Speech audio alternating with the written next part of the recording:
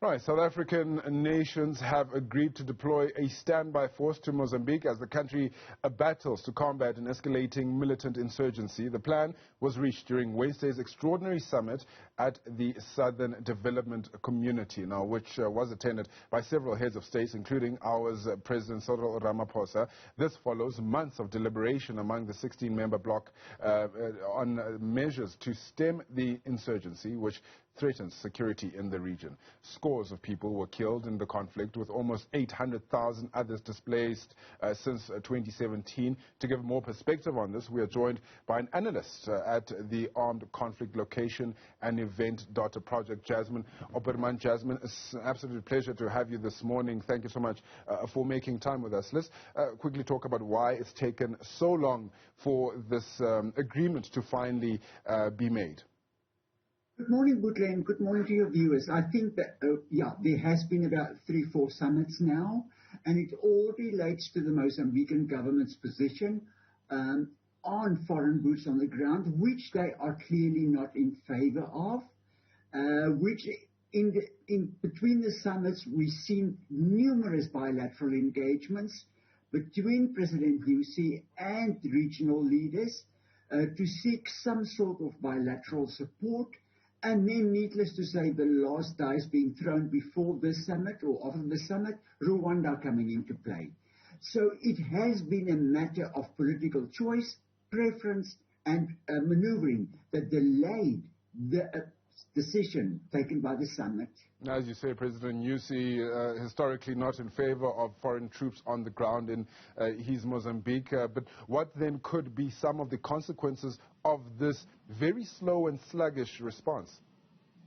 The slow and sluggish response has played right into the hand of the insurgents.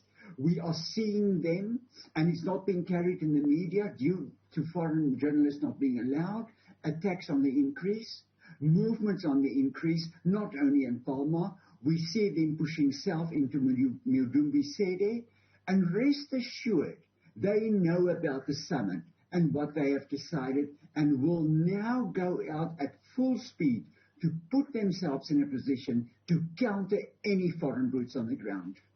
Do we know what this deployment of troops looks like, especially in terms of the different set of countries, and economically whether they'll be able to maintain that kind of push? Good question. I think taking the decision is one thing. Implementing is another thing. We haven't seen such a force in the region as yet. It is now a question of the detail. Who is going to finance this? Clearly, the money is not available in the region. So I would say the EU is the most likely donor that will have to play a role. But in terms of capacity and capability, let's just look at South Africa. We're already involved in the DRC. Our military is being deployed in terms of COVID-19. Now we want to go into Mozambique.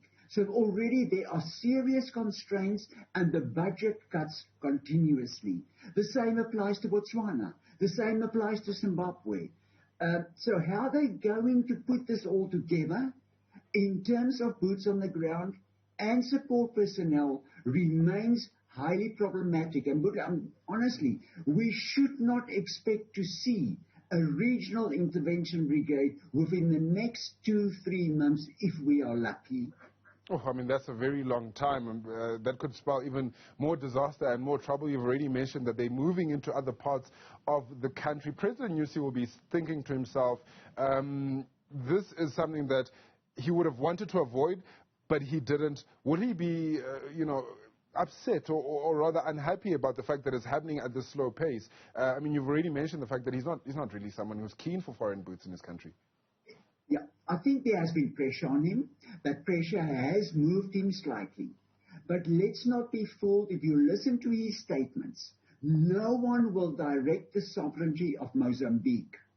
His interaction with Rwanda is crucial. We are already seeing Rwanda advance teams in Pemba. We're talking intelligence people, logistical people. So whereas the SADC is delayed, Rwanda is running. And President Newzroom will agree to that. And I think we're going to see President Newzroom playing a political game, delaying the deployment for as long as possible, and see how Rwanda can be used to support him in Cabo Delgado. For Rwanda is not immediate in terms of geographical realities and not a direct threat to the position of hardline Frelimo supporters. Now, why would President Nyusi not want this to happen as expeditiously as possible? Why would he take so long? I think there are various factors. The one is Iraqification of Cabo Delgado, the foreign agendas and foreign role players at stake here, because we're not only talking about the region, we are talking about the US, France, Portugal, name them. They're all present, they're all doing training. But there's one factor we cannot ignore. There is a deep historical root of organized crime in Cabo Delgado. The drug networks has moved their supply lines. Officials have gained from organized crime.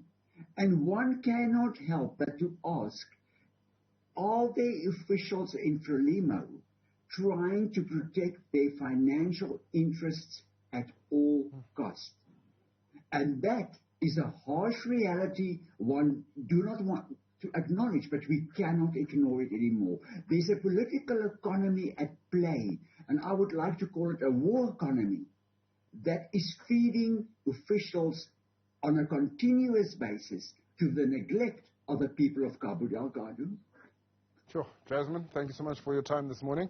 I absolutely appreciate it. That is Jasmine Opperman.